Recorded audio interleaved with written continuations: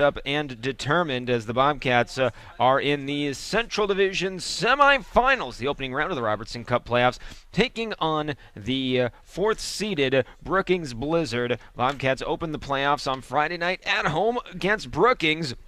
And things started well for the Bobcats. Alex Strand scoring 5.5 minutes into the game on the power play, giving the Bobcats a 1-0 lead. Martin Yell answered in traffic, beating Hunter Shepard 5-hole, tying the game at 1. But the Bobcats responded with two power play goals in the last 2.5 minutes of the first period, one from Aaron Hurt, one from Patrick Demmel, and it was 3-1 Bobcats through 20 minutes. In the second, Michael Hockerain with an early power play goal to bring the Blizzard within one at 3-2 through 40, but the Bobcats got a big insurance goal, 5:08 into the period. Solik Bakic deflected a Cold Soto point shot off a face-off. Then Willie Brown added in the empty netter, and the Bobcats took down Game 1, taking a 1-0 series lead by a score of 5-2.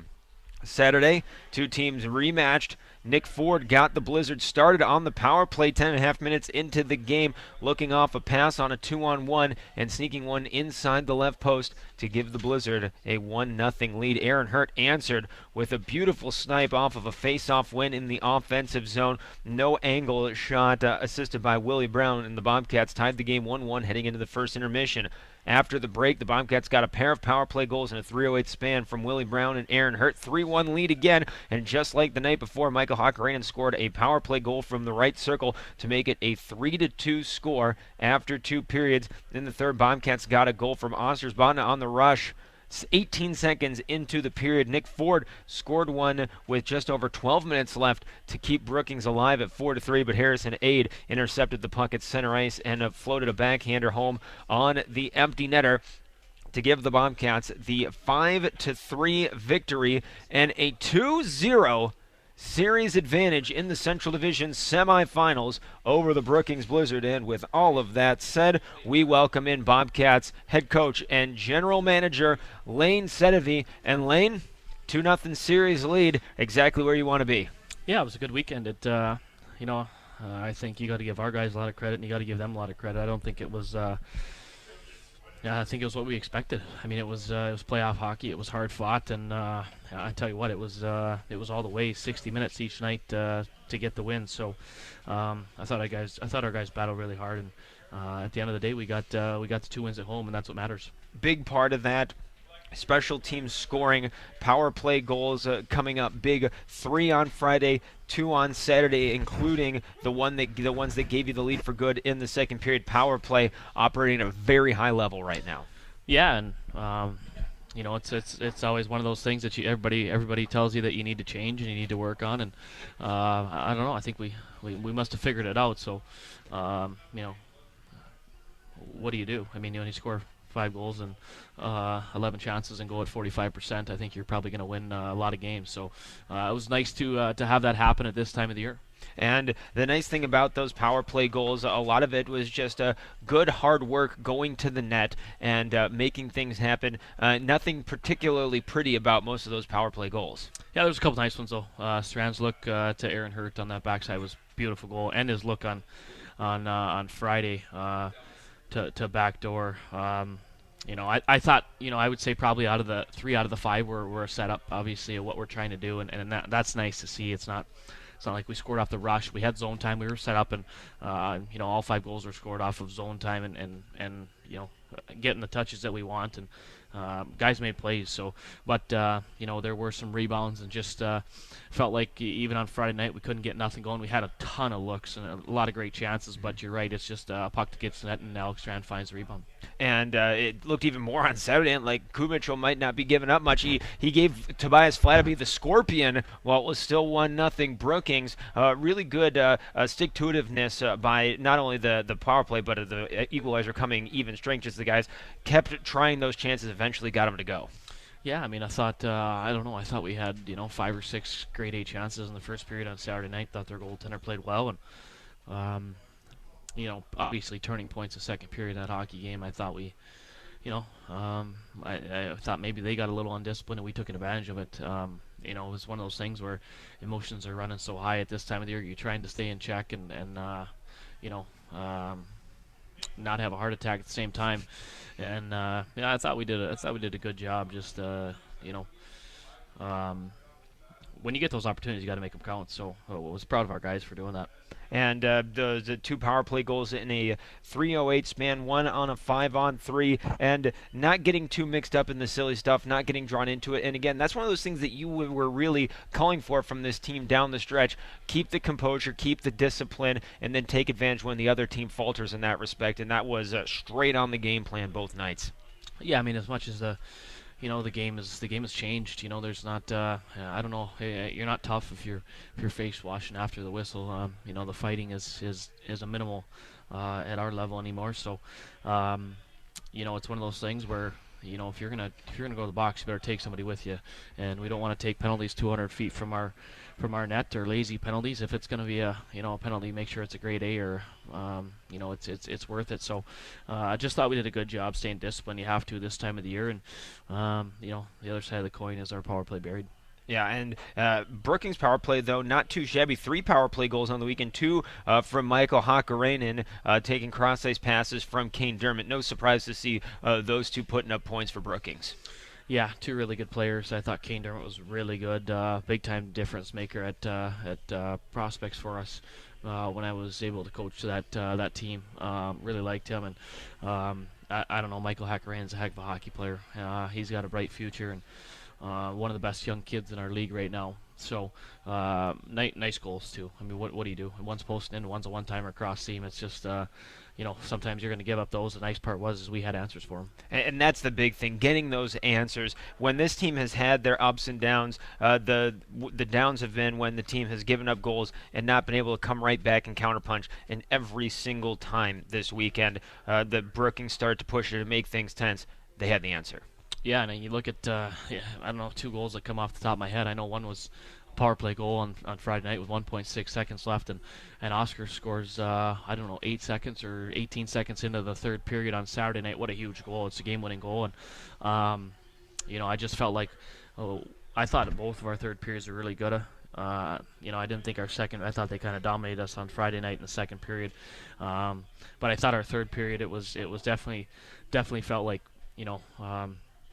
we weren't leaving anything out there. Or I thought we left it all out there, and that's nice to see. I thought we kind of wore them down, which we thought we could, and it was a pretty physical weekend. And Friday night, it seemed like the big difference maker was blocked shots. Brookings had 14 shots just in the first 13 minutes of the second period, and then the shot block started to come along, and they only had 7 for the entire last 27 minutes of the game, end of the second period, and all of the third period, because the shot blocking really jumped up a notch after the halfway mark of that game.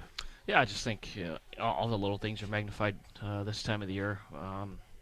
It's really no different at our level as you watch the Stanley Cup playoffs. It's guys rally around it. It's awesome to see. Guys are willing to do whatever they can to get in front of a puck, and I think that's like I said, it's the same at our level. Guys have to sacrifice, be able and willing to get in front of whatever they can, and I think our guys did I don't know. I thought our character was at a high level this weekend. And I think that's the reason why we got 2 wins. Absolutely, and of course, on the back end, Hunter Shepard very steady, but really had to. In each game, there was particular sequences where he had to step up and make big saves, including the huge one he made on Nick Ford on Saturday night, with the game very much still in the balance. And on the back end, he was really the stopper that he's been all year to get this team to where it is. Yeah, I mean, I thought he was. I don't think it was his best weekend. It was a little bit struggled a little bit. I think tracking pucks and maybe a few times, but I think you're right. A couple big breakaway saves, a couple of huge saves at the end of the night on Friday, and that's just the type of goaltender he is. On his bad nights, he only lets in 2 goals. So, like I said, if we score 3, we're gonna win. I would say almost any night. So, it's. One of those things that we're definitely not worried about Shepard. I know he's going to be good, and expect him to be even better this weekend. And the thing that really struck me with Shepa here this weekend was his composure and his concentration through contact, because it didn't look like any secret that Brookings was trying to get to him and create contact and run into him a little bit, and it didn't seem to really phase him. No, and I think that was their game plan. I think they intentionally ran him 2 or 3 times. I definitely didn't like that, but when you're going against the best goaltender in the league, you're going to try and get him off his game any way you can. So, I do think you're right there. I think he held his composure and stayed stayed in the game and worried about what he had to do, and that's stopping pucks. And that's not he didn't go chase guys into the corner like Corey Crawford did last night. I don't know. It's just I don't know what that was. But I just thought, and Shepard actually got ran a few times. Corey Crawford just got bumped, but it's just he stayed focused and worried about the task at hand. And any mental lapse like that this time of the year can be critical. So to see him kind of lock in like that was a tremendously welcome sign against a team that does have some good offensive firepower. Yeah, they can definitely score. They can score off the rush, and they got some good talent up front. But we've seen it for 50 games in the regular season. It wasn't. I have to say that was the one thing that I definitely wasn't worried about going into playoffs.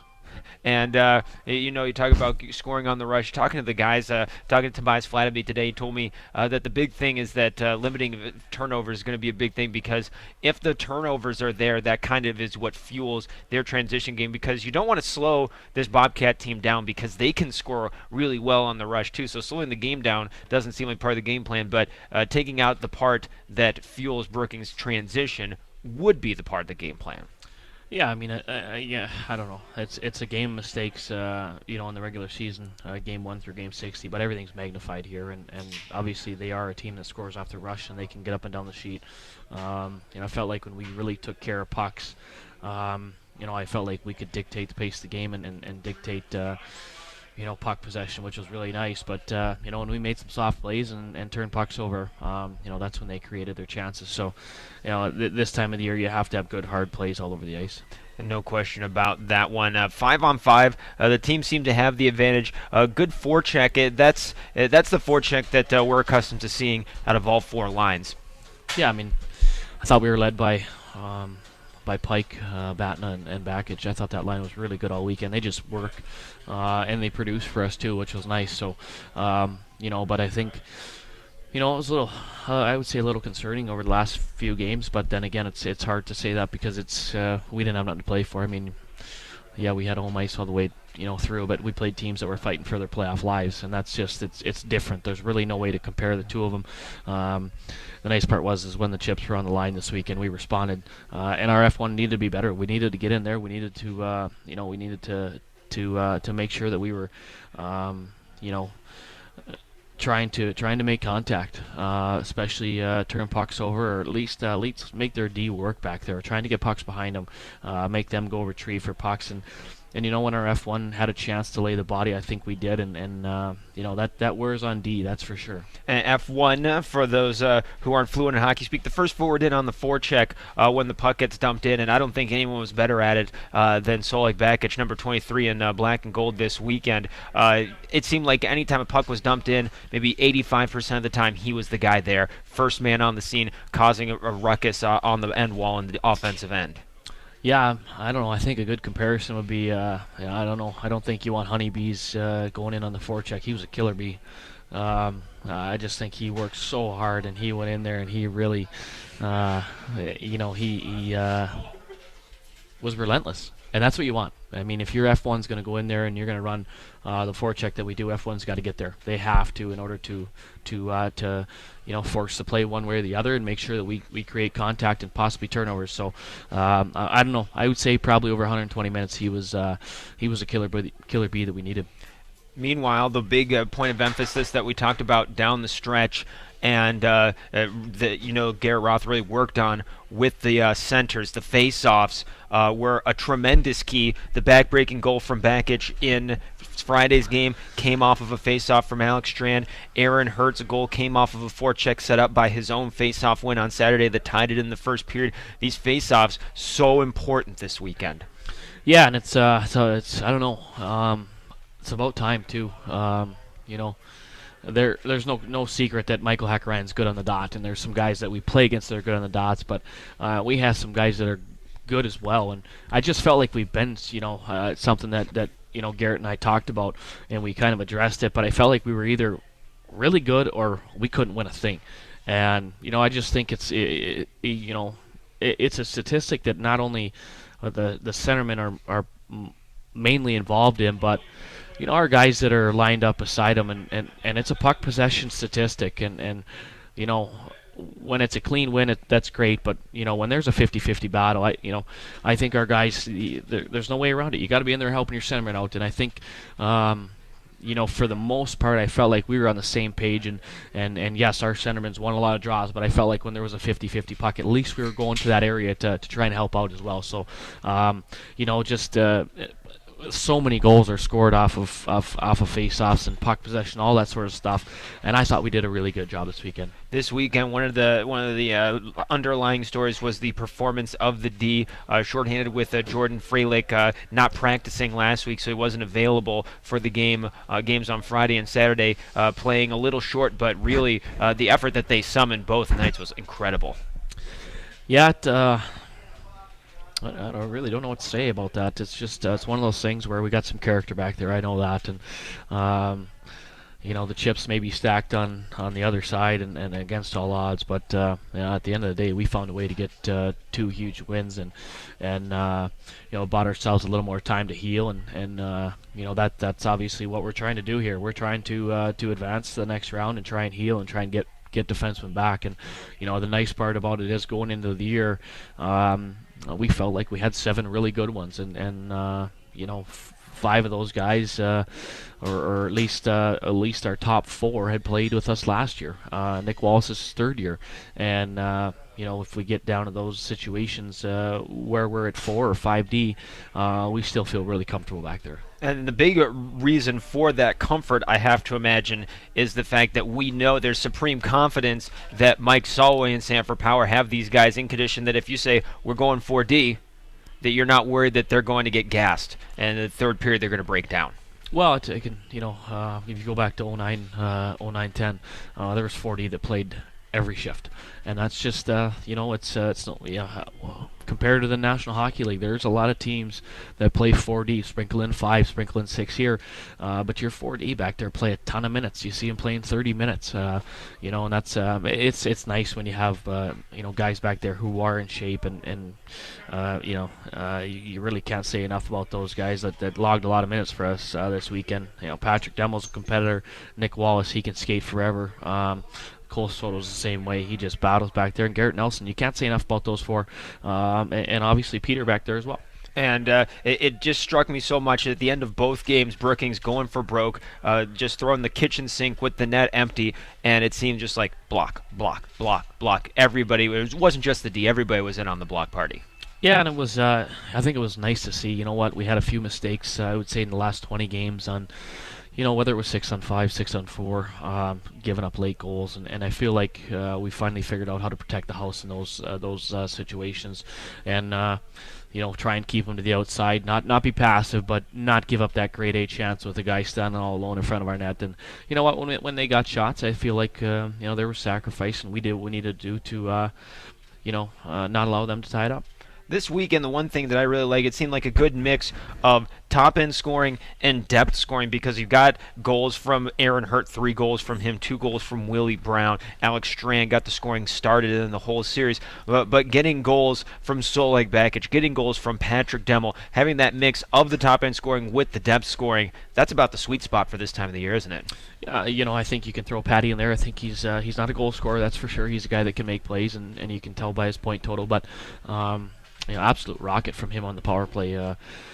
Like we had said, minute or 1.6 seconds left. What a huge goal! I mean, that's it is a backbreaker. It necessarily wasn't. They battled back, but it is a backbreaker when you score a goal like that. I think you can even throw Oscars in there. Oscars is a guy that we need to produce this time of the year, and for him, and you throw in there Solig. And, that line was really good, and it was nice to see those guys produce. And our top-end guys, big goal on Friday night. Aaron Hurt tying it up short side. What a beautiful goal. And our power play, our top-end guys in the power play executed.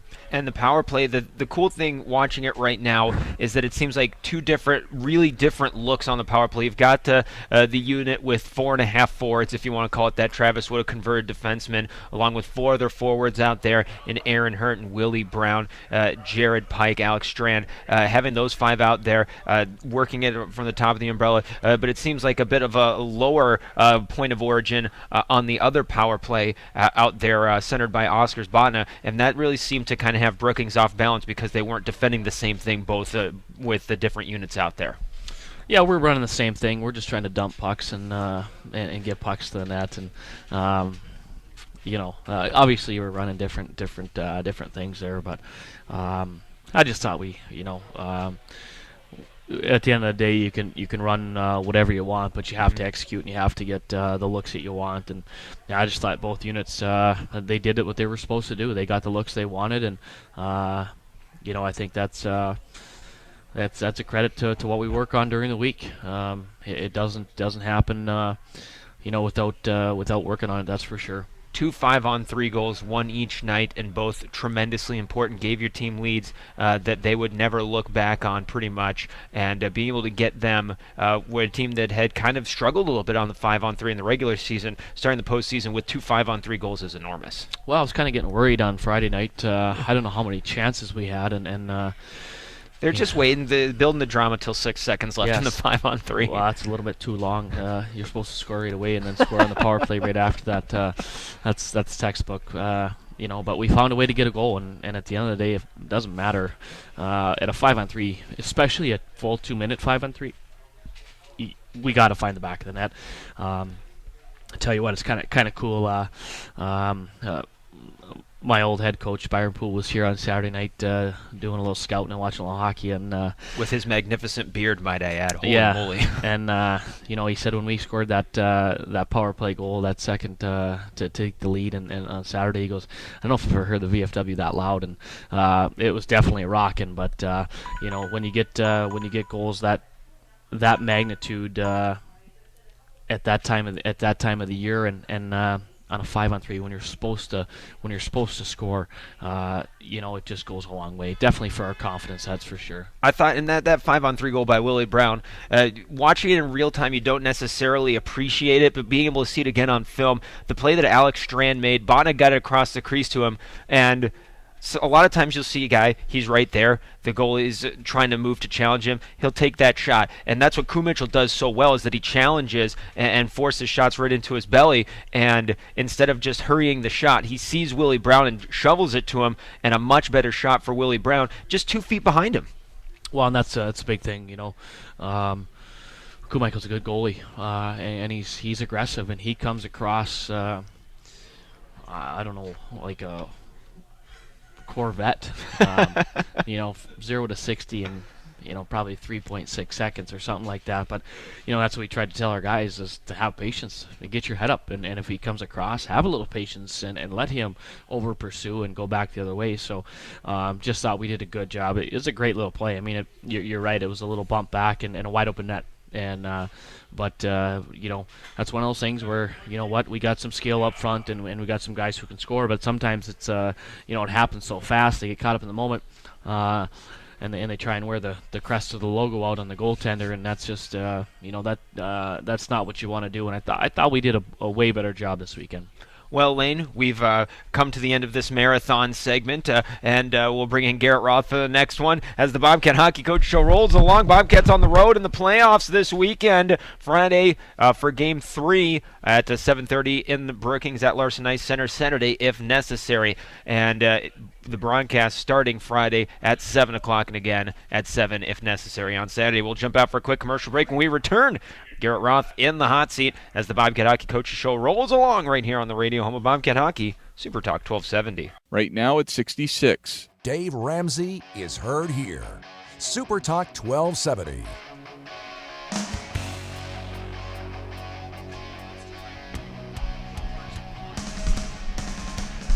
Welcome back to the Bobcat Hockey Coaches Show on Super Talk 1270. Paul Teeple here with you. Rejoined momentarily by Bobcats head coach and general manager Layne Sedevie. Right now in the hot seat with us is Bobcats assistant coach, all-time leading scorer as a player, Garrett Roth, joining us. Garrett, how's it going? Very well. How are you doing, Paul? Not too bad at all. Layne and I were talking during the first segment about how the team stepped up on faceoffs, not only this past weekend, but toward the end of the regular season as well. What have you been working on with the centers to really help the faceoffs improve to the point where they played such a critical role in the outcomes in the first weekend of the playoffs? It's really about a mindset. I think sometimes players go into the dot and they're not really focused on the draw. They're just kind of going through the motions there. And so just really emphasizing how important each draw is. The time of possession game is crucial, especially in the playoffs. And you know what, against Hakkarainen and Jessica, they have a couple of things they try to do. And so we just tried to, find a way to back them out of the dot a little bit and, use guys like Batna, Strand to use their strength and kind of push them out of the dot a little bit and allow our wingers to get in and help out on draws. The one thing that I liked against Hakkarainen in specific was the way that the centers seemed to tie up the draw, because he loves to use that left shoulder to try and get in there and protect the puck and get it back to his defense or his wings or what have you. And being able to tie him up seemed to really disrupt that here this weekend. Well, that was the game plan, and you know what? Our guys did a great job at it. He has a very quick stick on the dot, and the biggest thing is you got to try to tie that up right away and then try to, back him out of the dot and hopefully the wingers are on the same page and can get in there like we did this last weekend to, recover those 50-50 battle pucks. And we did a nice job this last weekend, and you know what? That's something that we're really focused on heading into this weekend as well. And I mean, the proof is in the pudding. Friday night, face-off win by Alex Strand. Solik Backetry directs a shot in from Nicole Soto.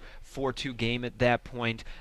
Saturday night, down 1-0. Aaron Hurt wins the face-off, sets up puck possession in the zone, finishes it off himself with that great no-angle snipe. Both keyed by face-off wins. Humongous goals in the progress of both games.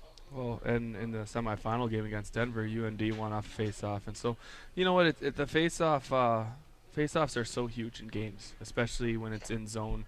You really have to have all five on alert and make sure that you do whatever you can to try to win that face-off because, like you mentioned, it could end up in the back of your net and it could be the difference between winning and losing a hockey game. Meanwhile, the unit that you prepare the most intensively, the defense, stepping up and coming up big again. Jordan Fraley not in the lineup, didn't practice last week, so he was unavailable. So 5 defensemen in the lineup this past weekend, and a lot of minutes for the blue line, and everybody really stepped up, it seemed like, this weekend. They did, and we have a couple forwards we can toss back there in case of an emergency, but our D-corps played a lot of minutes through the course of the season. Mike's always done a great job getting our guys ready for this point of the season, so we tip of the cap to him for doing that and helping out this team and roster get prepared. But, I think those 5 guys back there were just warriors this weekend. They did whatever they could to try to help the team win hockey games, and you know what, they went back and took a lot of hits, and kept going back with speed, kept getting puck possession so that we can get it to our forwards. And it's not easy going back and getting hit every time you touch the puck, and our guys did a great job of focusing on getting back and making sure that we get a little bit of time and space so we can make plays and get the puck moving in transition, which is, one of the keys to our success. And a huge tip of the cap to Garrett Nelson, who took a monster hit on Saturday, missed only one shift, and still wound up playing huge minutes and making big defensive stops and even helping mix up the offense a little bit, despite getting banged up there early on in Saturday's game. Yeah, he got laid out from behind and went head first into the wall, and we were really worried about him, just seeing him, down for a bit, wanted to make sure that he's okay because, he's a huge part of our team, and any time a guy goes into the wall like that, whether it's your guy or the opposing team's player, there's some concern there. And then he started moving a little bit. He got up and got back to the bench, and you know what? I think he took one shift off, and we asked him, "Are you ready to go?" He said, "I'm not going to miss another shift." So, that's the type of mentality that not only Garrett Nelson but our whole group has kind of adopted over the last 6 weeks, getting prepared for the playoffs. And it says a lot about the character in the locker room that it's not just one guy that's doing things like that to try to help the team win hockey games. It's really been across the board throughout our whole roster. And if you look since October 1st, we've only made 2 moves on our roster, and a lot of that is because our group is very close. They'll do whatever they can to help one another have success and to win hockey games, and we're just going to try to ride that wave here into Game 3. Huge shout out to Blaine Steiner, the Bobcats trainer from Sanford Health, helping get Nelly back out there after taking that hit. Well, Blaine's done an excellent job for us. He deals with our guys even during the week. When he's not at the arena. Saturday we had an issue where We needed a player to have a little extra work and a couple of things made, to make sure that he could play. And Layne went out of his way and spent probably about 3 hours on his Saturday when he had other things probably to do to go out of his way to help out. And so he's been a great addition for us, him and Sanford here this year, and it's something that goes unnoticed to a lot of people, but to the organization and to us as a coaching staff, we really appreciate it. Now let's take a step away from the Bobcats in the NHL playoffs. You and I love to just cruise around everywhere, and NHL playoffs, obviously the biggest story in all of hockey. All the series right now, in one series ready on the brink of elimination. Any surprises in the NHL playoffs here so far for you? I think Nashville being up 2-1 is not a surprise, but it's something I didn't anticipate seeing. When the series started, I thought Anaheim was a pretty solid team, and with the success they had down the stretch, I thought they'd be able to take care of some business at home, but we're unable to do that. However, what I'm excited about is the fact that the Hawks are down 3-1, but are going to win 3 straight to win that series and knock out St. Louis. So. Wouldn't that just be the thing? The Chicago and St. Louis, their playoff history, if the Blackhawks come back and knock out the Blues, would just be another page in the misery of the St. Louis hockey playoff Bible. Yeah, would you want it any other way? I mean, at the end of the day, I didn't expect Chicago to beat St. Louis this year, and I just think they're an excellent hockey team, and they're well balanced, and you figure if Tarasenko can get it going like he has, they're going to be extremely tough to beat because they do play a heavy game. And so hopefully the Hawks can get it going. Panarin and Nisimov and Kane can weave some of that magic they had there during the regular season and get it going. But outside of that, they didn't last night, so I owe Layne $5. I feel like the real revelation in that series has been Brian Elliott. We've known since his days at Wisconsin that Brian Elliott's a fine goaltender, but he's really broken out, it seems like, this week.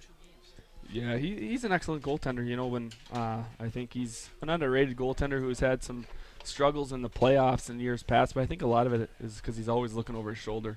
He was never really awarded the number 1 position, and so as a goaltender, I would imagine I never played the position, but knowing that they're all head cases, I'd imagine that if he's worried about playing time behind him, that he's not going to play his best hockey. Is where if you're a forward or defenseman, that's just part of the nature of playing hockey. So, goaltenders are a different breed. So, they win and lose games, but a lot of times, they don't really understand, being a team player. Anaheim not the only 1 seed, down 2-1 right now. A little bit less surprising to see the Islanders up 2-1, considering the lineup that they have. But I'm a little surprised because I thought Florida was going to have a relatively easy time with them in the opening round. Well, Thomas Greiss has shown to play very well over the 3 games, and so that's something that he's in the NHL for a reason. And so the Islanders have done a nice job, being very opportunistic. The Florida team is inexperienced, and so it really comes down to, the Islanders being battle-tested to this point, and if they can close the Panthers off in this series or not. Tampa and Washington both on the verge of advancing right now. It doesn't seem like much of a surprise. Those 2 teams seem like, on paper and now in practice, the 2 better teams. And they are. Dynamite insight on that one, Monty. That broadcasting school's really paid off. Garrett, we thank you for your time here. Layne Sedevie back with us in a few moments as the Bobcat Hockey Coach Show rolls along with the 3 keys to the weekend. Bobcats leading the series 2-0, headed down to Brookings for Game 3 Friday and Game 4 Saturday if necessary. You're listening to the Bobcat Hockey Coaches Show on Super Talk 1270. We'll be back after this. Right now it's 68. News and Views with Joel Heitkamp. Weekdays on Super Talk 1270. Welcome back to the Bobcat Hockey Coaches Show on Super Talk 1270. Let's get back out to the Tap-In Tavern with the voice of the Bobcats, Paul Teeple. Welcome back to the Bobcat Hockey Coaches Show on Super Talk 1270. Paul Teeple here with you, rejoined by Bobcats head coach and general manager Layne Sedevie. Cats leading the best-of-5 game Central Division Finals 2-0. Game 3 is Friday at 7:30. We'll have live coverage coming your way at 7 p.m. if necessary. Game 4 would be Saturday, same time and same pregame start. Let's dive in with your Pucklet Chevrolet, 3 keys to the weekend, brought to you by Pucklet Chevrolet. Over 1,000 people a day switch to Chevy, and Pucklet Chevrolet is the preferred Chevy dealer of Bobcat hockey. Pucklet Chevrolet, where respect comes standard. Find new roads. Layne, let's get right into it. Key number 1 for Game 3 and maybe beyond against Brookings this weekend. Well, I think key number 1 is I think our special teams need to pretty much stay where they're at. I think our PK can be a little better. Our power play, I thought it was definitely a game changer, if not won us a couple games here, Game 1 and Game 2. But I think we need to stay disciplined, need to stay out of the box, and our PK needs to do a good job on their power plays and make sure that we don't give them any momentum in their building. And just such timely goals this weekend by our power play. So, I think our special teams, we need to have a big weekend, that's for sure. The Ford goal on the power play was just a nice play, and you tip your hat. Hakkarainen, both of his goals happening on zone time. How do you combat his ability, especially on that right wing circle where he scored both of his goals? Well, I think it's one of those things where you try not to, you'd rather have him shoot the puck like on his first goal. That's something where we got to block it or get out of the way and let Shepard see it. The second goal, good luck goaltender. We don't want him one-timing pucks through seams. And you know what? Ford's goal was a nice goal, but it was a broken play. And our 3 guys on that side of the ice were a pressure PK. There's no secret, but all 3 guys vacated above the puck, and you can't do that. It gave them a straight alley to the net, and he made a nice play, and they scored off it. And that one kind of bothers me a little bit. Our guys got to stay, at least 2 guys got to stay below the puck there, and make sure the puck gets out to 200 feet, and that didn't happen, and we got a little aggressive on that one. But, I think for the most part we were blocking shots, we were working hard, and that's nice to see. Meanwhile, on the power play, everything seemed to be pretty much going according to plan. What was something that you saw on the power play that you want to see them do a little bit better this weekend? Well, I know it's tough, and I'm sure people were probably wondering why. We didn't. I would say we want to execute through a full 60 minutes. When you go 3 for 3 in the first period, I don't think our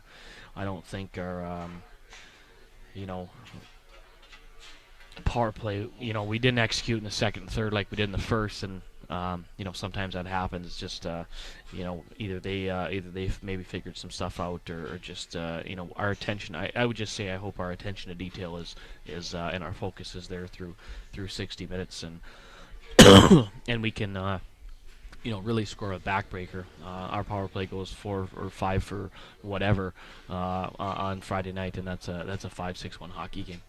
Key number 2 to the weekend, starting with Game 3 on Friday in Brookings. I think key number 2 is we gotta limit our mistakes. We don't want to put ourselves in situations where we have to give them transition, and we don't want to play on that side of the puck. We want to have the puck. We want to have possession. And we need to make good hard plays all over the ice. We need to take hits to make plays. We need to advance pucks from zone to zone, and sometimes if it's glassing out, it's glassing out. If it's tape to tape, it's tape to tape. So, so it's this time of the year where you have to be able to do that. You have to be able to know a guy's gonna hit you and be able to make that play. And our guys on the wall, I thought we did a pretty good job through 2 games, and I think it's gonna be magnified here in Game 3. And we've talked about it a lot already today. Brookings creates so much off the rush, and so much of it is keyed by opposition mistakes.